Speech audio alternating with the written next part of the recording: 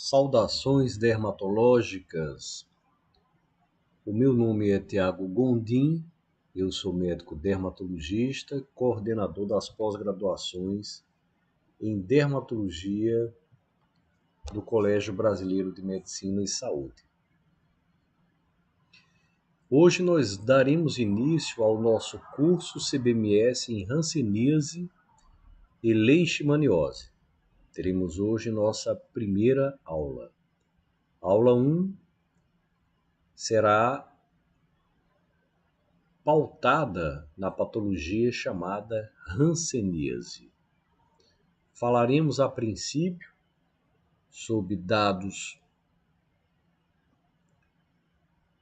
da atualidade, dados imunológicos, e faremos em seguida toda uma discussão para esmiuçar a patologia hanseníase. Ao longo do curso, procuraremos responder algumas questões, como o que é a hanseníase?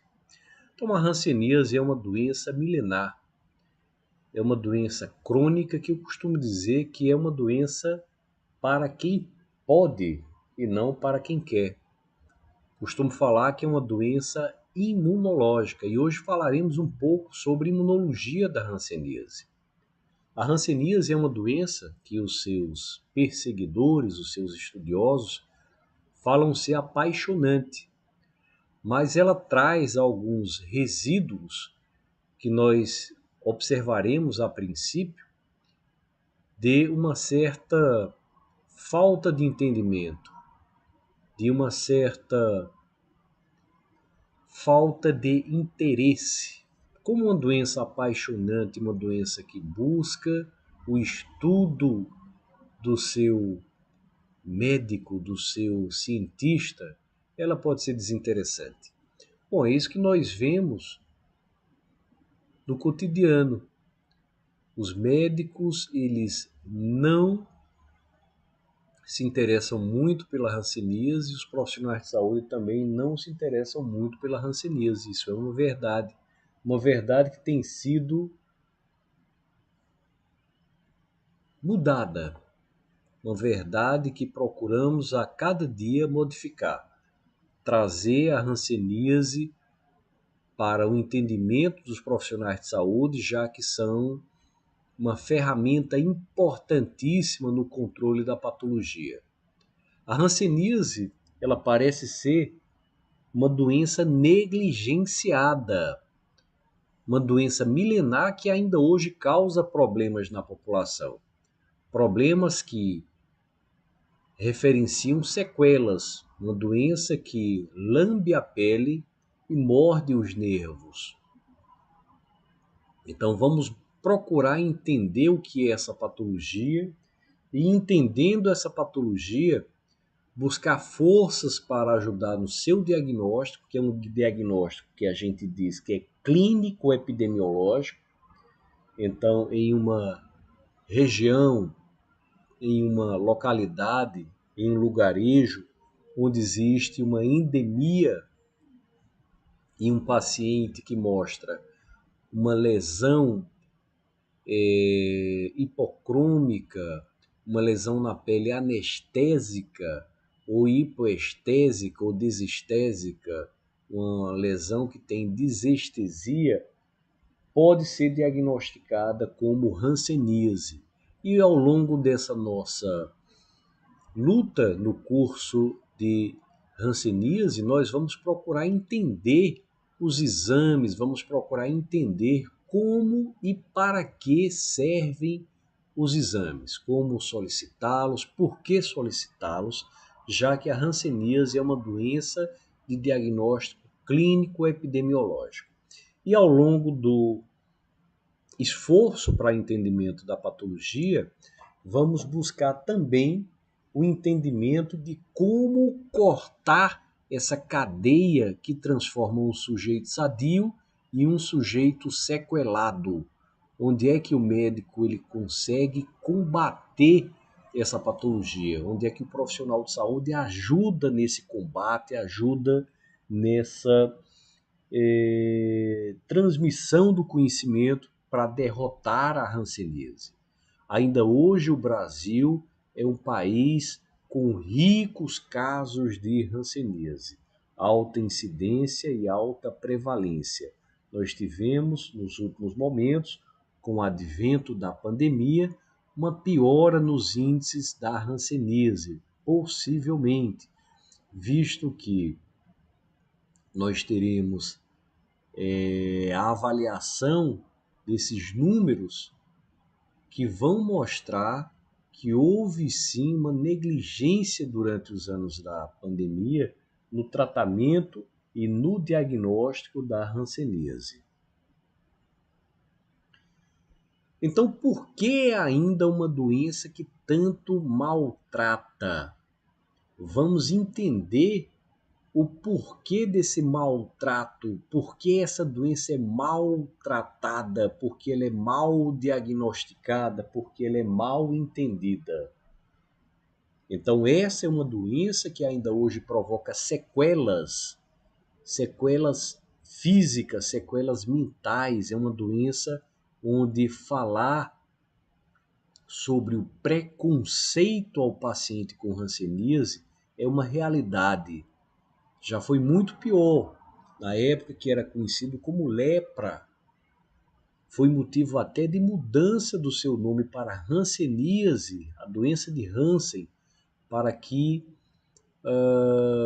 o peso do preconceito, o peso da falta de entendimento sobre a patologia pudesse trazer malefícios aos pacientes. Por que está entre as doenças negligenciadas? Sabidamente, a hanseníase é uma doença para quem pode, não para quem quer. É uma doença que tem um aspecto imunológico muito importante. É uma doença que traz ao cenário da difusão, ao cenário do acometimento, da transmissão, do tratamento, traz uma forma genética de reagir, uma forma genética de impulsionar a imunologia. Então, eu costumo falar que a hanseníase é uma doença imunológica e genética e neurológica e dermatológica e psicológica. A gente tem no paciente de menor nível socioeconômico, de menor poder aquisitivo, o alvo principal, pois é aquele paciente que vive em aglomerações, é aquele paciente que tem menos nutrição, é aquele paciente que tem menos acesso à saúde, é aquele paciente que depende da saúde pública e nem sempre a saúde pública consegue dar a resposta para esse paciente.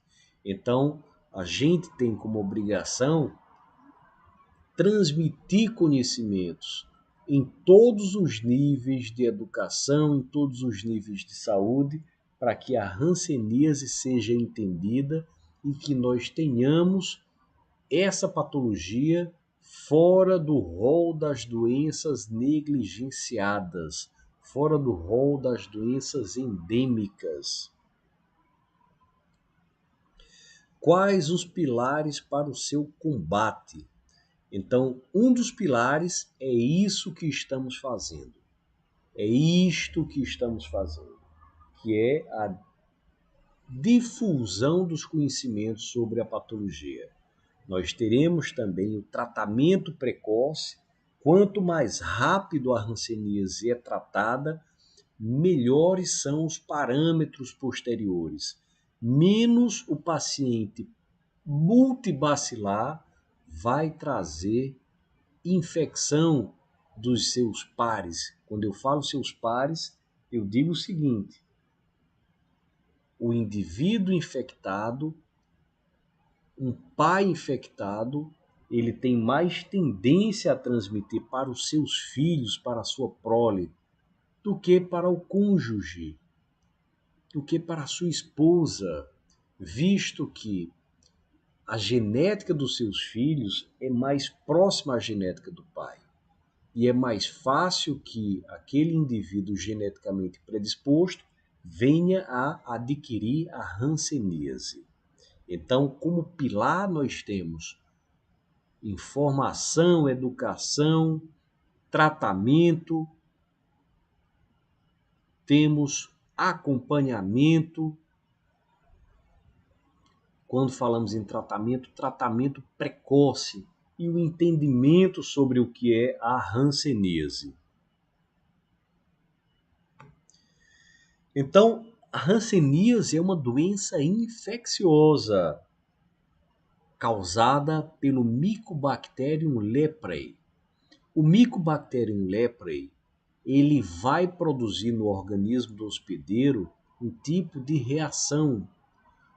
Essa reatividade, ela pode fazer com que haja uma rápida destruição do bacilo, já que ele é um bacilo, primo lá do bacilo de Koch, né? Primo lá do Mycobacterium tuberculosis. Então, é uma bactéria que tem se conseguido ainda hoje poucos estudos, visto que é uma bactéria que tem uma simplicidade. Ela tem uma dificuldade, inclusive, para o seu cultivo. Então, daí as dificuldades de avaliação in vitro. Então, é uma doença infecciosa que também é crônica. Os pacientes eles podem passar anos sem saber que tem a hanseníase. Um paciente multibacilar, ele pode passar anos transmitindo até que ele seja tratado. Na primeira dose da politerapia, né? A terapia com vários fármacos, que a gente chama de poliquimioterapia, ela já é capaz, principalmente pelo uso da rifampicina, de promover a destruição de mais de 99,5% dos bacilos, o que reduz a quase 100% a possibilidade de transmissão, ou seja, a transmissão é cortada em quase 100%.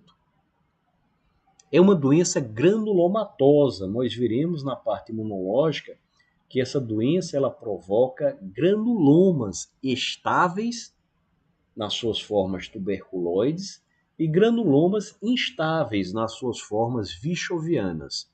Então é uma doença que acomete a pele, que acomete a mucosa, que acomete os olhos, que acomete os nervos periféricos, mas é uma doença curável. É uma doença curável.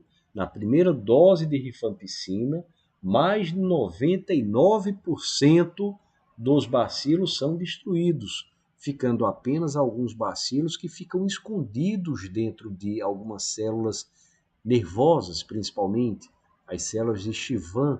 Então essas bactérias ficam enclausuradas e protegidas da poliquimioterapia. Daí a necessidade de se alongar o tratamento, porque aquelas bactérias que sobraram podem, ao longo dos anos, produzir uma recidiva. Ao longo dos anos, então são necessários anos para que haja a recidiva. Então, é uma doença curável. É uma doença curável. O tratamento é ofertado pelo Sistema Único de Saúde.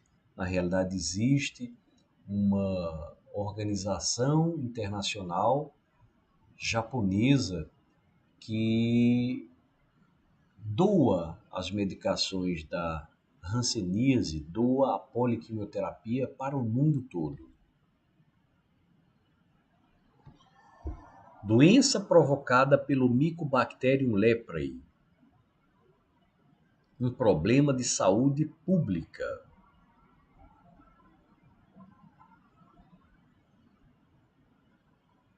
Então, esse Mycobacterium leprae, ele é uma bactéria sob forma de bacilo.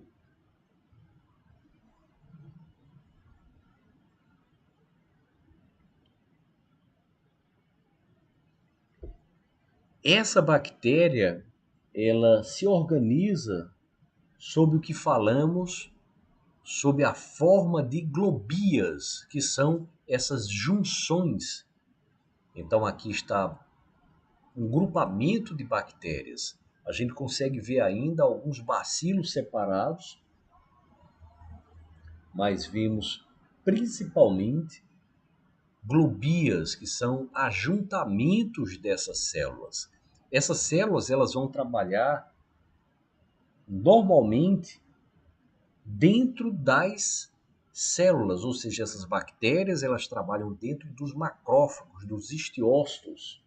Então, esses macrófagos chamados células de Virchow, que nas formas virchovianas ficam repletos de globias, repletos de bacilos.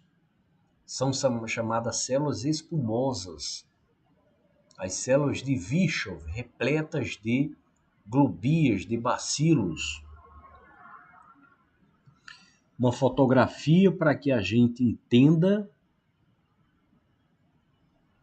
essa configuração em bacilo da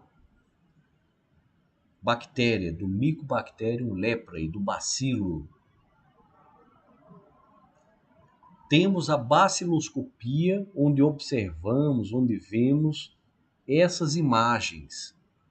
Na baciloscopia, temos inclusive um índice morfológico, que é onde vemos as bactérias que estão viáveis e não viáveis. Então, alguns aspectos dessa patologia, dessa bactéria, desse bacilo, do Mycobacterium leprae, não é cultivável em meios artificiais, o que dificulta a sua pesquisa. Reproduz por divisão binária, tendo lento crescimento. Então, é normal que o paciente com hanseníase ele tenha um largo tempo para o desenvolvimento dos sintomas. Então, é uma doença que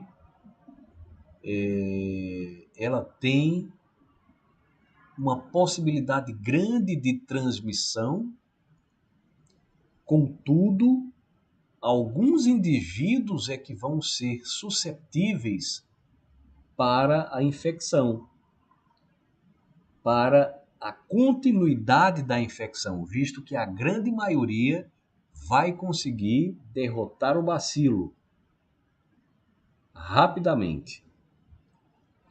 Então ela infecta principalmente os macrófagos e as células de Schwann. São parasitas intracelulares, ficam dentro dessas células. A maior incidência em áreas superficiais pela temperatura mais baixa. Ela tem um citoplasma, uma membrana plasmática com bicamada lipídica e proteínas, uma parede celular e, por último, uma cápsula com glicolipídio fenólico, que inclusive essa cápsula é motivo, essa cápsula é estrutura para a criação de testes imunológicos que conseguem detectar a presença do bacilo, a presença na realidade de anticorpos que foram criados para essa cápsula, contra essa cápsula. Então não quer dizer que existe uma infecção ativa, mas que houve contato.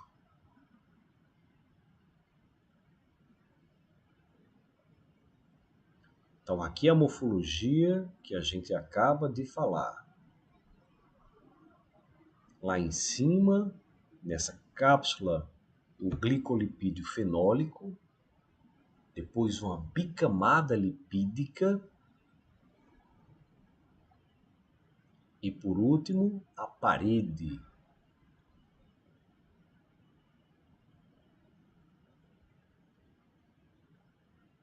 da camada citoplasmática, a membrana citoplasmática. Então, temos citoplasma, membrana, parede e a cápsula. De cima para baixo.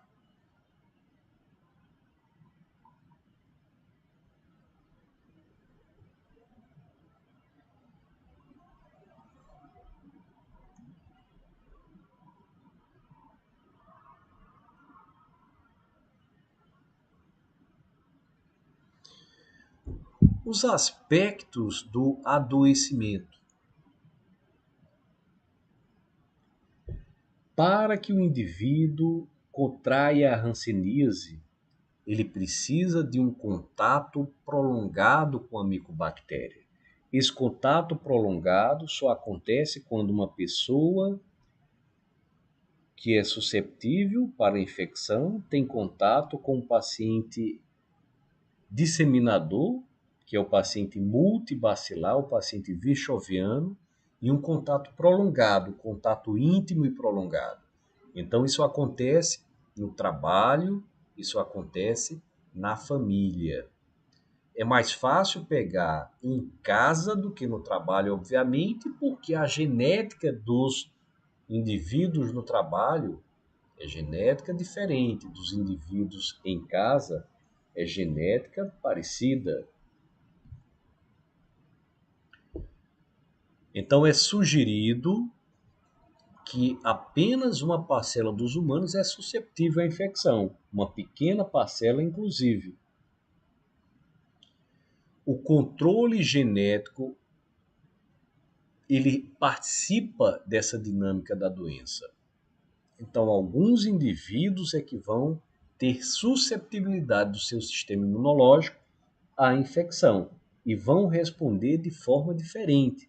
Vão responder com um ataque celular ou vão responder com um ataque imunológico, um ataque com imunoglobulinas.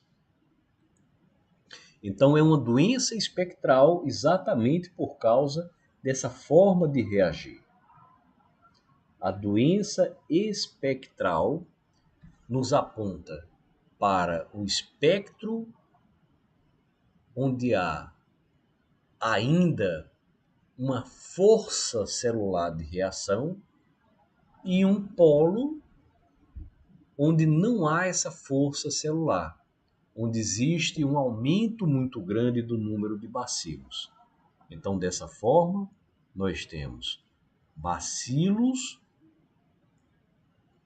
em grande quantidade nos virchovianos e bacilos em muito pequena quantidade nos tuberculoides.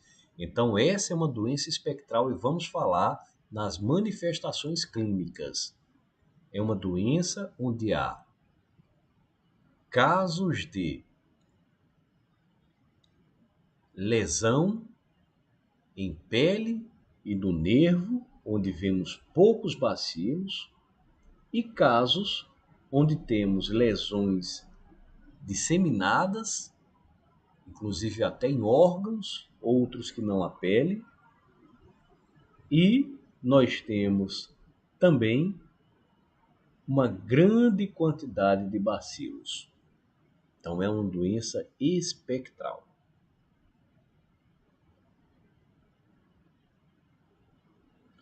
Então é uma doença milenar que teve a sua derrocada após o início da poliquimioterapia, ou seja, da utilização de diversos fármacos em associação, esses antibióticos que podem ser bacteriostáticos e bactericidas, eles conseguem destruir a bactéria.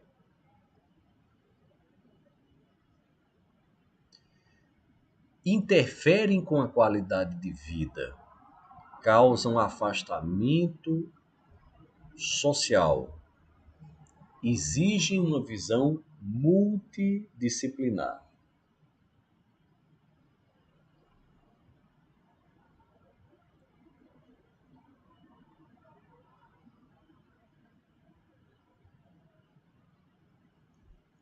Então, a partir do contato, o indivíduo ele pode desenvolver uma forma que a gente chama de forma indeterminada, é aquela forma preliminar. Em geral, nós observamos máculas hipocrômicas e essas máculas elas têm alteração de sensibilidade. Normalmente poucas, uma, duas lesões.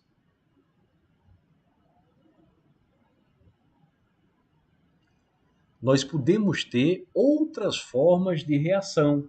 E aí onde já há envolvimento dos sistemas imunológicos de uma forma mais gritante, seguindo por vias TH1 ou vias TH2, como didaticamente a gente vai dividir a patologia. Então, a forma tuberculoide, ela tem poucas lesões, diferente da forma virchoviana, onde há muitas lesões. A forma virchoviana é uma forma anérgica, ou seja, o sistema imunológico, quando falamos na parte celular, as células respondem mal. Dessa forma, existe um aparelhamento na formação de anticorpos. Então, há muito anticorpo, há grande formação de anticorpos.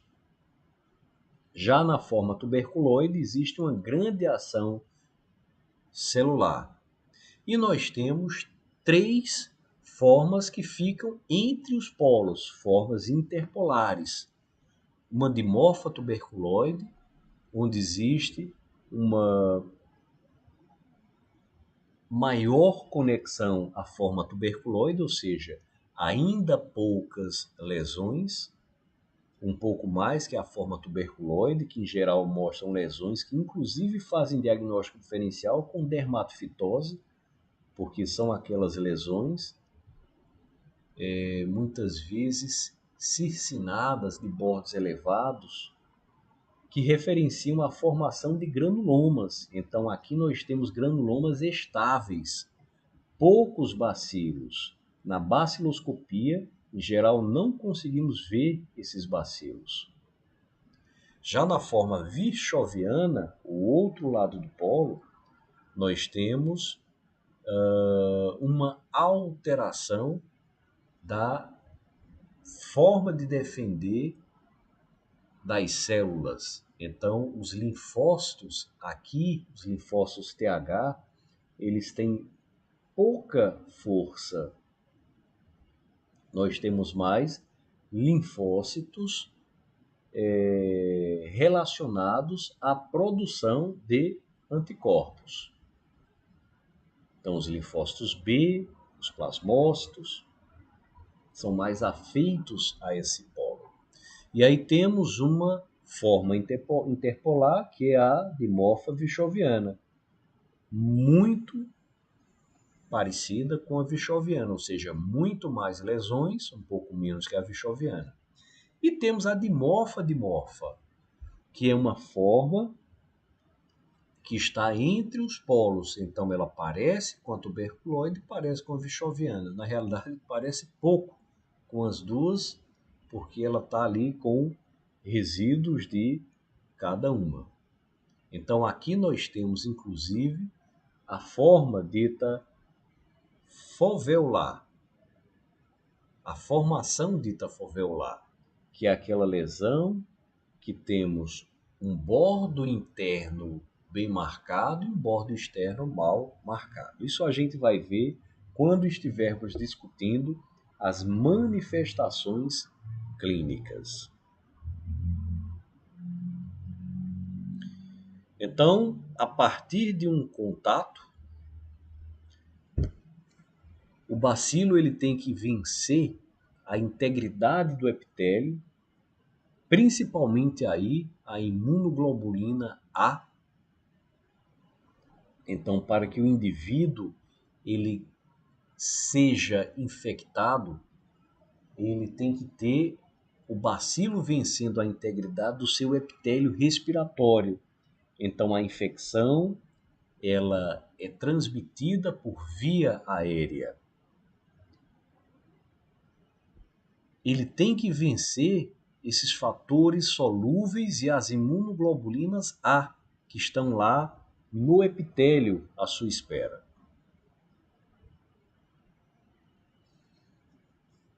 Nós temos aqui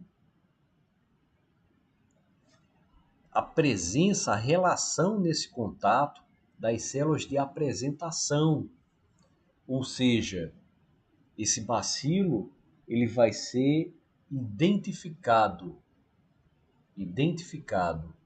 pelas células de apresentação.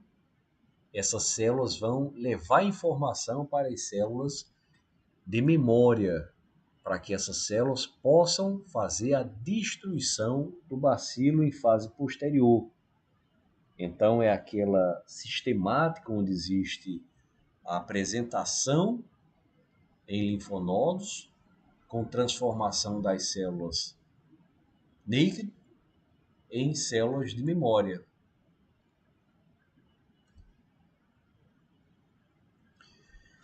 Para que haja o contato dessa estrutura bacilar, desse Mycobacterium leprae, com as nossas células, há uma alteração, há uma configuração, muitas vezes, dos receptores chamados receptores Toll-like, onde nós temos os Toll-like R2, R1 e os Toll-like R2 e R1 como principais formas de conexão dessas células do indivíduo com as células bacterianas.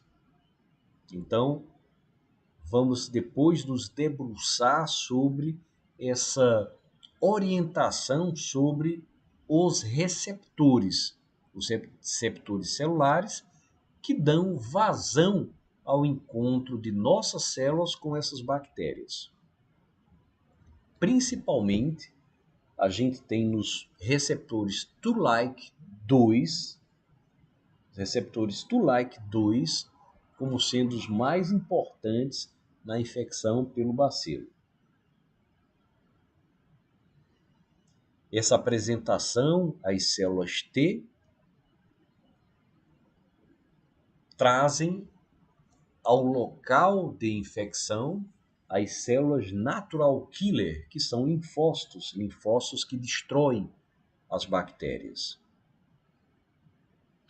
e transformam aquele meio em um meio rico em interleucinas, interleucinas 12 e as interleucinas 23. Então esse ambiente ele se torna rico em interleucinas 12 e 23, que vão favorecer a resposta imunológica celular.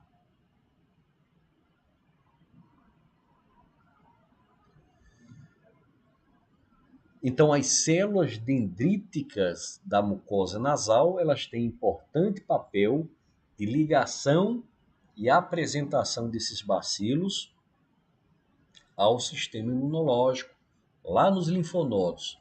Então, transformando as células que vêm da linhagem linfóide em células que antes eram células virgens, Nike, em células de memória. Então, os receptores de padrão, os Toll-like, eles são importantes para essa conexão às células dendríticas. Receptores do complemento também são importantes dos macrófagos, CR1, CR3, CR4, que são receptores de complemento. Os Toll-like 1, 2, 4, 6, 8 e 9, os Toll-like 2 associados a 1, referenciam uma formação de fator de necrose tumoral alfa e interleucina 12. Isso aqui impulsiona a via TH1, que é a via celular, onde existe, dessa maneira, a expansão de células dendríticas para mais contatos, para mais informação aos linfócitos e para diferenciação de macrófagos, tornando esses macrófagos mais ativos.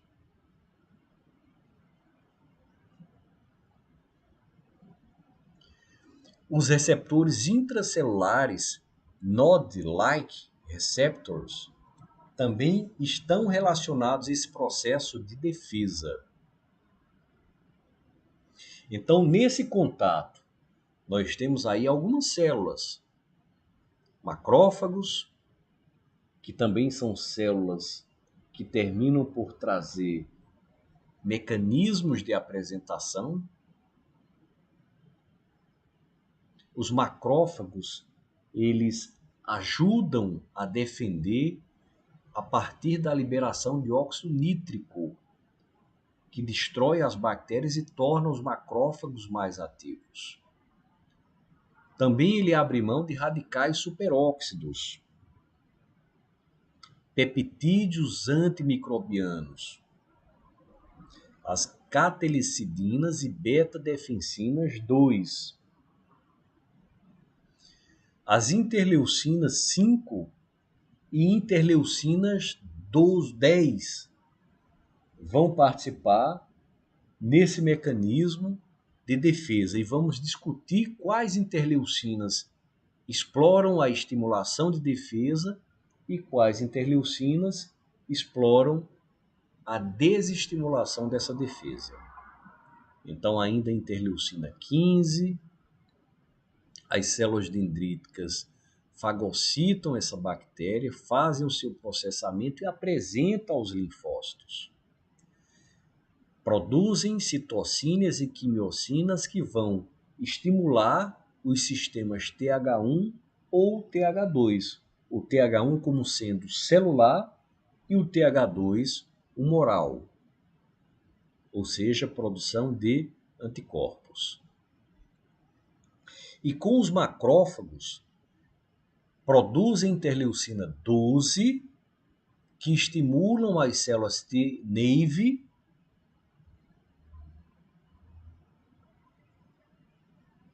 a produzirem um meio TH1, uma via TH1, onde o interferon gama e o fator de necrose tumoral alfa, associado às interleucinas 12, 23 e 2, vão fazer com que o meio celular seja mais forte. Então, essas células, esses linfócitos virgens, que são as células T-Nave, elas vão trazer um cenário de força celular, de boa relação da célula com a destruição do bacilo. O interferon gama estimula os macrófagos e esses macrófagos vão produzir o óxido nitroso, os intermediários de oxigênio e nitrogênio.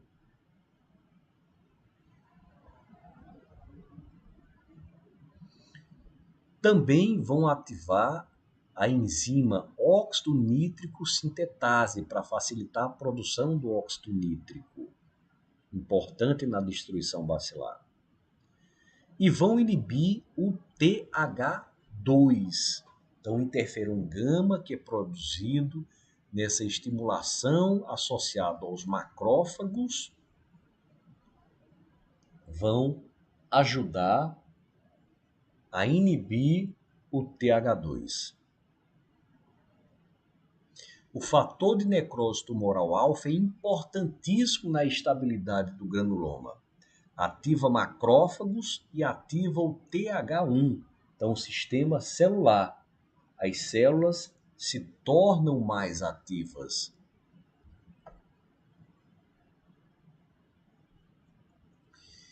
Então, temos uma resposta humoral, temos uma resposta celular, que a gente chama em determinadas fases. Então, na fase inata, ou seja, aquela fase onde há esse contato celular, esse contato com as células apresentadoras, naquele momento, o sistema imunológico vai se decidir entre a fase celular ou a fase humoral, nessa fase adaptativa. Então, a primeira fase é a fase inata, é uma fase inespecífica, com macrófagos e células dendríticas apresentando aos linfócitos. Em seguida, nós vamos decidir, na fase adaptativa, como será a nossa resposta, se humoral ou celular. Isso é muito importante para se decidir qual o quadro clínico da hanseníase e, por muito tempo, qual o tratamento também, já que eram tratamentos diferentes. Então, na fase humoral, a gente vai ter a via TH2 e não a TH1. Então, produção de anticorpos. Aqui temos interleucina 10 e interleucina 4. Interleucina 10 e interleucina 4, principalmente como estruturadores da resposta a partir de anticorpos.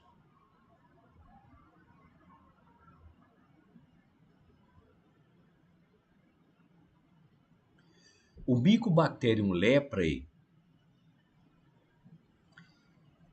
a partir da sua cápsula, ele vai produzir determinados estímulos à criação de anticorpos que vão identificá-lo e que vão atacar essa célula, atacar essa bactéria. Também está relacionado à supressão do macrófago, ou seja, a intensificação do TH2, ou seja, a produção de uma resposta humoral e não de uma resposta celular. Ou seja, a permissão de que esses bacilos eles se aglomerem dentro das células, formando as globias, se aglomerem dentro dos estiócitos, dentro dos macrófagos.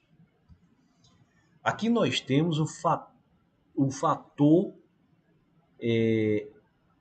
TGF-beta. TGF-beta, onde existe uma estimulação associada às interleucinas 4, 5 e 10 para a inibição de macrófago e para diminuir a expressão do MCH2 ou MHC2 pelas células apresentadoras. Então, isso impulsiona uma resposta adaptativa humoral.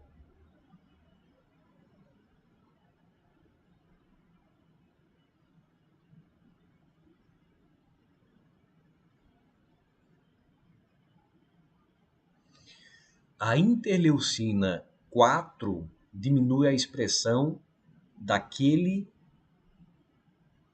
receptor TLR2. Então, se o receptor não é ativado, as células apresentadoras elas não conseguem se ligar de uma forma correta ao bacilo. Logo, elas não conseguem apresentar e elas não chamam os linfócitos. Os linfócitos não conseguem participar dessa atividade, ou seja, é mais difícil que haja um momento de estimulação das células contra o bacilo. Nós temos também que essa interleucina 4, ela induz imunoglobulinas por linfócitos B, que são os criadores dos plasmócitos. O fator TGF-beta é responsável por imunossupressão do linfócito T, inibindo a produção de interleucina 12 e do interferon gama, que é muito importante no TH1.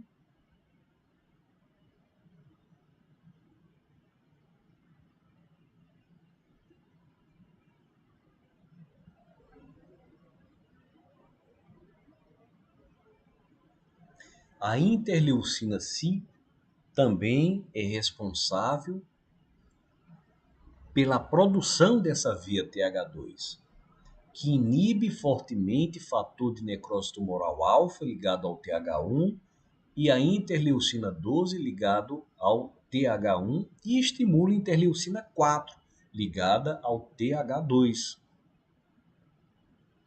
A interleucina 10 também ela está relacionada à redução da força das células de apresentação e dos macrófagos. Inibe os reativos de oxigênio, inibe o óxido nítrico e as catalecidinas, que destruiriam os bacilos. Então, esquematicamente, nós temos isso aqui. Nós temos um macrófago. Então, esse macrófago, ou uma célula dendrítica, uma célula apresentadora, terá os seus receptores. Quando os receptores estão bem ativados, estão bem trabalhados, digamos assim, estimulados, eles conseguem a ligação ao bacilo.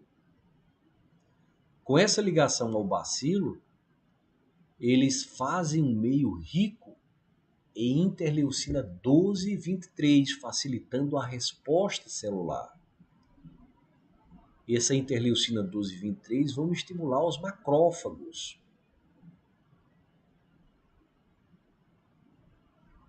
Essa seria a resposta inata, a resposta inespecífica.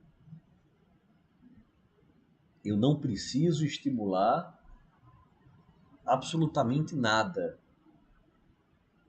Quando eu estimulo os linfócitos, vem a resposta adaptativa,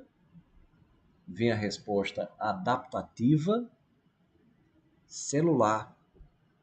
Quando eu não consigo estimular, vem a resposta adaptativa humoral, que eu estimulo aí linfócitos B.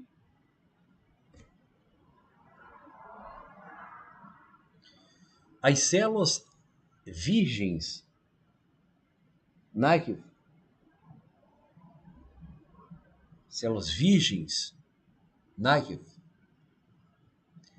elas podem produzir, porque são linfócitos, uma estimulação a partir do contato com as apresentadoras e serem transformadas em células de memória e estimularem a resposta celular pela via TH1, criando interferon gama, deixando o meio rico em interleucinas 12. O meio rico em interleucina 12 facilita a resposta celular pela via TH1. Então é isso. A célula apresentadora de antígeno mostra o antígeno ao linfócito Nike, que é o linfócito virgem, linfócito T Nike ou Navy. Aqui a resposta adaptativa, quando dá certo, ela se transforma numa TH1 celular. Outro contexto a ser estudado é a participação do complexo principal de histocompatibilidade. O complexo 2 de histocompatibilidade está relacionado à via TH1, que estimula o receptor e estimula a produção de interleucinas. Então, nós temos aqui a interleucina 2, interleucina 12, fator interferon gama, interleucina 4, 5 e 10. Quando estimulamos 2, 12 e interferon gama, nós temos aí TH1. Quando estimulamos 4, 5 e 10, TH2.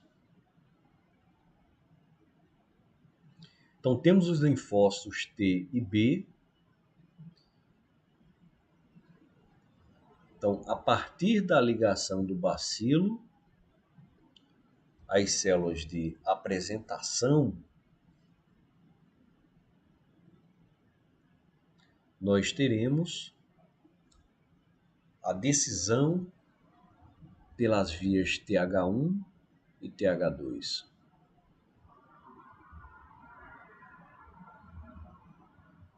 As células CD4+, quando estimuladas, são as células auxiliares, elas vão empurrar o sistema para o TH1. Então, na via TH1, nós temos que as células dendríticas, elas vão estimular as células T virgens, as nível, a produção de interleucina 12.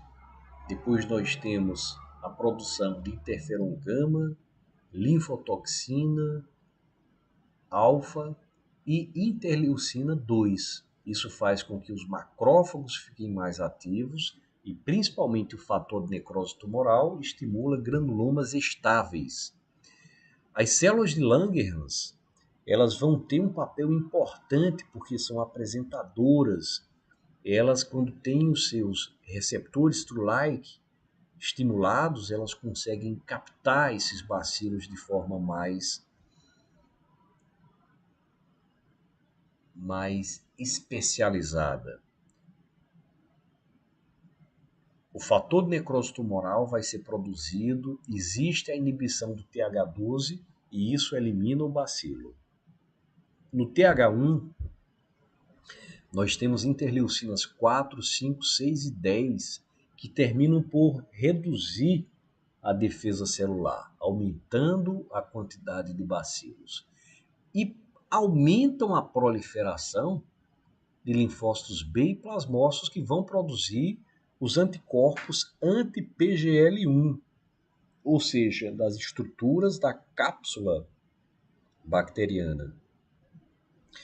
Os granulomas eles são instáveis devido ao fator TGF-beta, que suprime o fator de necrose tumoral alfa, interferon gama e a função dos macrófagos. Então, o meio é rico nas interleucinas 4.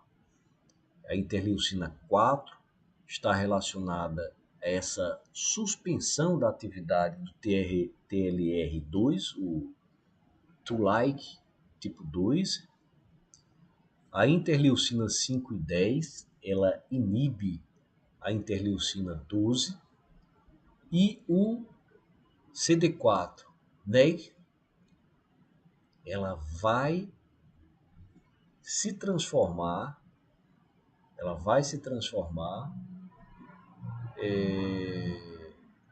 em um contexto de falta de força na ativação celular. Então, aqui nós temos as células CD8 supressoras, de forma desorganizada, inclusive, nesse bacilo instável, nesse granuloma instável.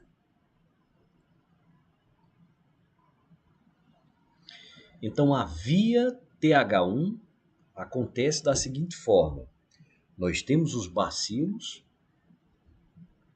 Esses bacilos são reconhecidos pelas células apresentadoras, essas células vão até os linfonodos, estimulam a transformação dessas células Nike, as células virgens, e essas células Nike, elas vão se transformar em células de memória, vão trazer os linfócitos T,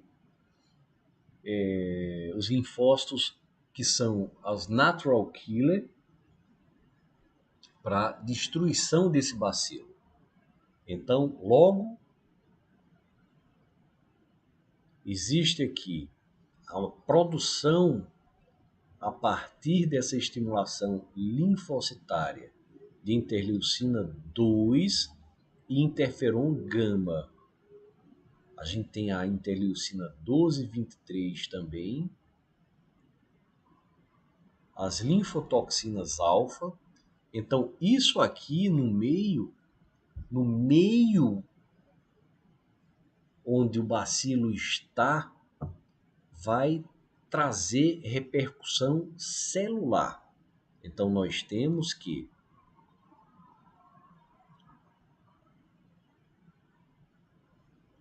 os macrófagos são estimulados a atacar esses bacilos. Existe uma produção e uma orientação para que células T, CD4, elas englobem esse ataque, né, estimulando os macrófagos a ficarem mais fortes, mais potentes.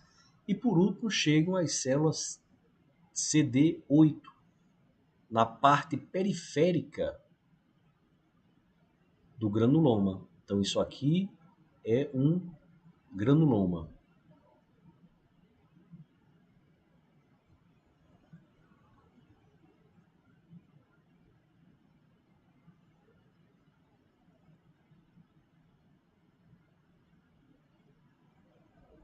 Um granuloma estável pela participação do fator de necrose tumoral alfa. Já a reação que existe no paciente virchoviano, visto que isso aqui é o paciente com hanseníase tuberculoide, granuloma estável e poucos bacilos. A reação do paciente virchoviano é bem diferente. Então, nós temos o reconhecimento antigênico desse bacilo a partir da ligação a esse receptor to-like, um meio de estimulação à célula CD4, que vai buscar TH1 ou TH2. Então, vejamos a via TH2. Aumento de bacilos no que a gente chama de globias, essa reunião de bacilos muito próximos.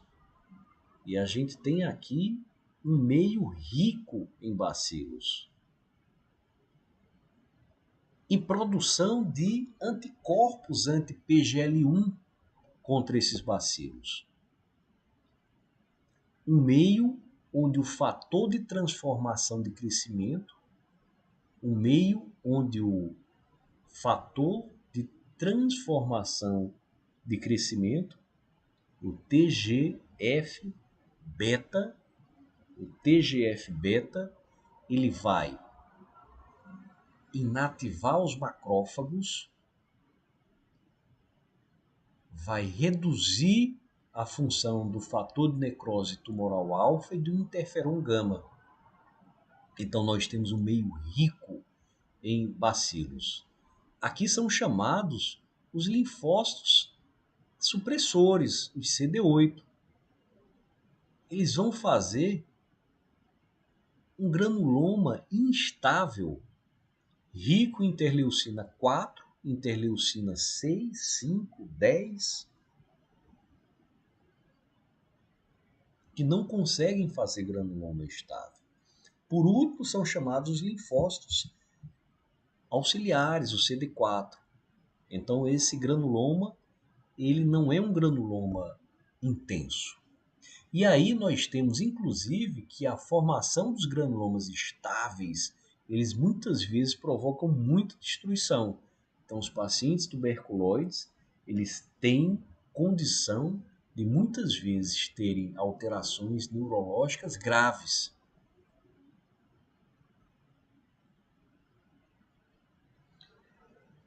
A mutação do TLR2, quer dizer, do receptor Toll-like tipo 2, é uma das causas de crescimento desse cenário de hanseníase. Isso se dá porque essa mutação termina por provocar falha na ativação do NF-kappa-beta e, com isso, queda de interleucina 2 e interleucina 12, com aumento de interleucina 10. Então, vejam que essa mutação é uma mutação que obedece a critérios e a estímulos genéticos. Daí a gente dizer que a hanseníase é uma doença genética.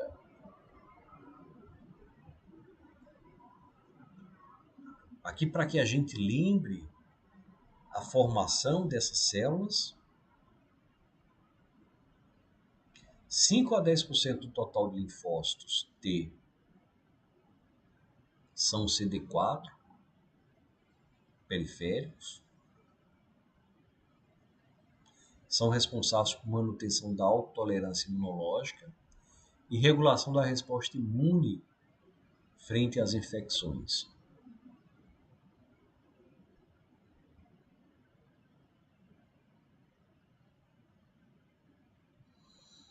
Então, falamos sobre citocinas inflamatórias, interleucina e fator de transformação, fator de crescimento e transformação beta, são referência para o TH2.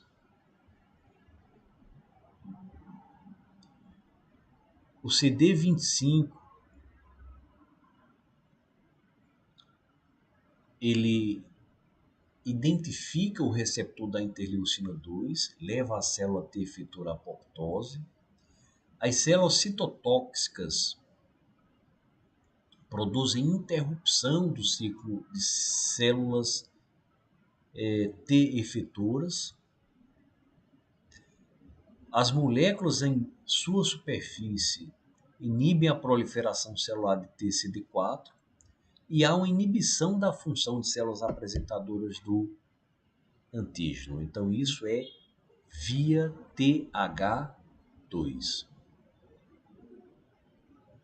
Então, vejam aqui o que é que as células sofrem quando das citocinas supressoras. Então, as células T efetoras sofrem interrupção do ciclo celular. A interleucina 2, quando consumida, leva à apoptose.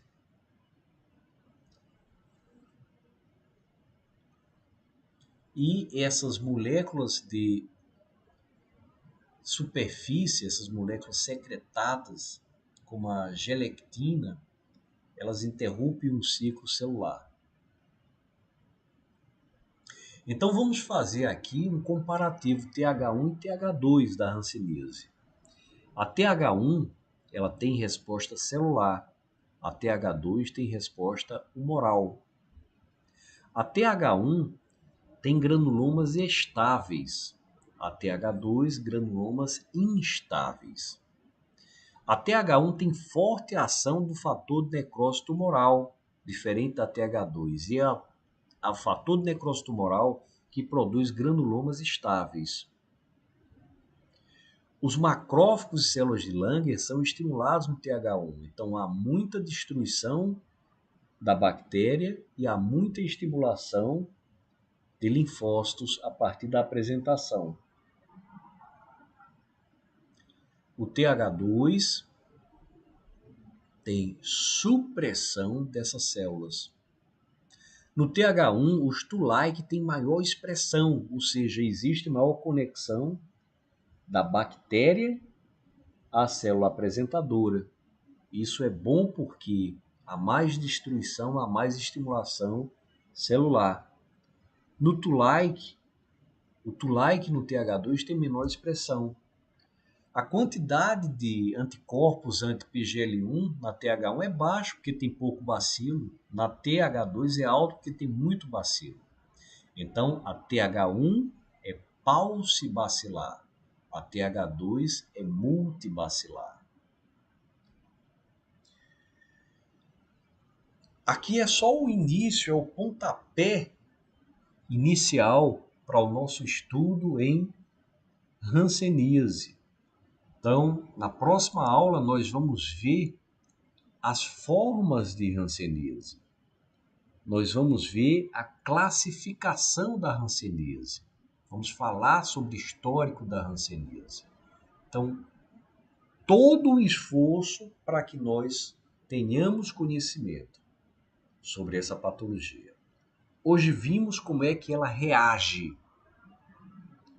Na próxima aula, nós vamos começar a conectar esses conhecimentos com a clínica da hanseníase. Saudações dermatológicas. Me despeço agora. Até a aula 2 do nosso curso de hanseníase e leishmaniose.